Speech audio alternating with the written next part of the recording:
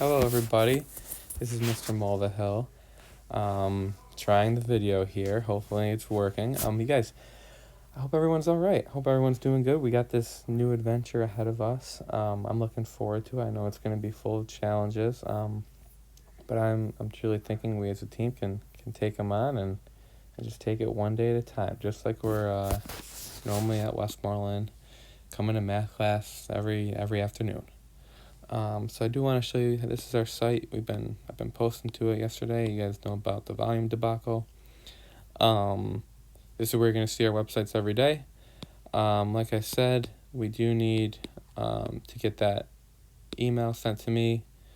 Have your parents read this, guardian, whoever at home, and please have the guardian email me saying that you guys read it and you guys are on board for math class. We're not going to be in the classroom, but we're still going to be together learning math. If there's anything I can do for you, for sure, post in the Google Classroom, email me, and I will take care of it. I know Miss Muir is available if you need help with anything. Mr. Kalpa, whoever, please just let me know. All right, so today we're going to take some notes. We're going to start a new unit. I am going to need you guys to be organized. So I would recommend having one journal / loose leaf paper for the notes. That's this. And then another one for the assignment. So two separate things. Both are going to be collected upon your return. You are allowed to print the stuff out. You can be organized like that. But if you don't have a printer at home, just write down on loose leaf paper or in a journal or something and keep track of it. You don't want to lose it. That would not be good. Okay, so here we go. What you guys notice, there is stuff in red here. Red means that you have to write it down. I'm not going to make you write down all these notes, but if it is in red, I want you to write it down. So go ahead, just like we're normally in math class. There's the bell. Beep. Get started on the bell ringer. And pause the video until you're done, then resume it. Alright, so after giving that bell ringer a try, I'll just go through this. You should be getting 7 there, 1 there, 12 there, 1.3 repeating, or 1 1/3, and 7 right there. That should be done without a calculator. And if you noticed here, do you know what math operation was the only one missing? You guys did 5 different things there. What was the only one missing? You should have said exponents. And that is what our new unit is on.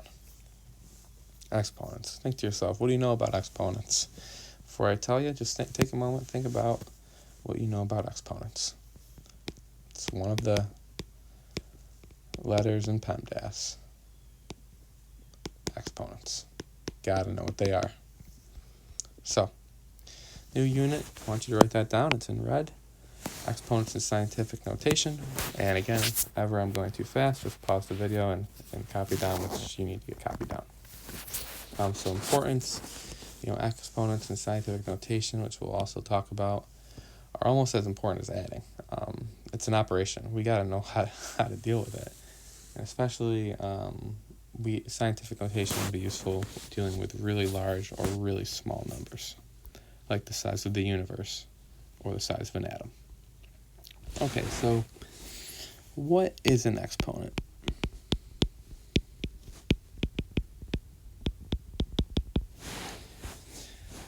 An exponent, quite simple, is a number that is repeatedly multiplied by itself. Yes, I'm writing that down. It's a number that is repeatedly multiplied by itself. For example, so you have the number 4 raised to the 3rd power. So how you say that is 4 to the 3rd. If you were going to say that to a friend, you say that's 4 to the 3rd. And what this equals is 4 times itself 3 times. So 4 times 4 times 4. And that if you were to do that out, well, 4 times 4 is 16 times the other 4 if you bring that down. And 16 times 4 equals 64. So the whole thing equals 64. That's what an exponent is. It's repeated multiplication. Just a couple vocabulary words here. This red part, that is called the base of the exponent. And that leaves this 3. That is the actual exponent. So you multiply 3 times. 1, 2, 3, because that's the exponent. And you multiply the base, which is itself. All right, so let's do some practice questions with this. You're going to do the following. Expand the following exponents to show their repeated multiplication. That's what exponents are. Then evaluate without a calculator. And then we're going to check with a calculator. So let's, I'll do a couple with you, and then I'll turn you guys loose. So 2 to the 4th. That means we're going to do 2 times itself 4 times. So there's 1, there's another times 2, there's another times 2, there's another times 2. And then you can do this out. I want you to do this without a calculator. So 2 times 2, that'll be 4, times 2 times 2. 4 times 2, that'll be 8 times 2, and then that'll be 16. All right, let's do one more. 3 to the 4th. Well, that's going to be 3 times itself 4 times. So you should get something like that. These are the same thing. And now let's figure out what it all equals. So you can do 3 times 3, which is 9. Bring down the rest. 9 times 3 is 27 times 3. And 27 times 3, we don't have our calculator. So it's 1, good old-fashioned way, 81. All right. Before I let you guys try the rest, I do want to show you how to check on your calculator. So if you go, if you have your calculator on you, it's that caret button.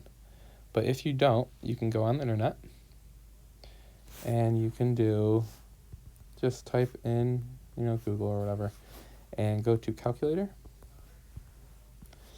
And we're going to calculate that last one, which we did, which was just 3 to the 4th. So what we're going to do is going to do 3. Then you're going to press this button right next to the 0, x, y. 3 to the 4th. You should see an exponent thing pop up. And there you go, 81. And that's just what we got. All right, so what I want you guys to do now is to pause the video and work on the rest of these. So that's all of them right there.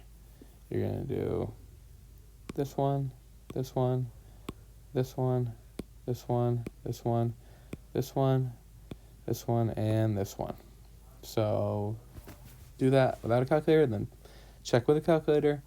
And when you're done with that, you can resume the video and see the answers. So pause the video and get to work, please. Okay, here are your answers. 5 squared should be 5 times 5, which equals 25. 4 cubed should be 4 times 4 times 4. 4 times 4 is 16 times 4, which equals 64. 2 to the 1 is just 2 times, well, it's just 2 because we're only going to multiply itself by its once. So that is just, 2 again. This one, 1 to the 4th. 1 times itself 4 total times, not 4, multiply by itself 4 times. And you'll get, 1 times anything is 1. You're going to keep getting 1. Thanks, Apple. Negative 2 to the 4th. That means we're going to do negative 2 times negative 2 times negative 2 times negative 2. Negative 2 times negative 2 is 4 times negative 2 times negative 2. 4 times negative 2 will be negative 8 times negative 2. And then negative 8 times negative 2 is 16. Positive 16. A little tricky there. This one, you guys should notice,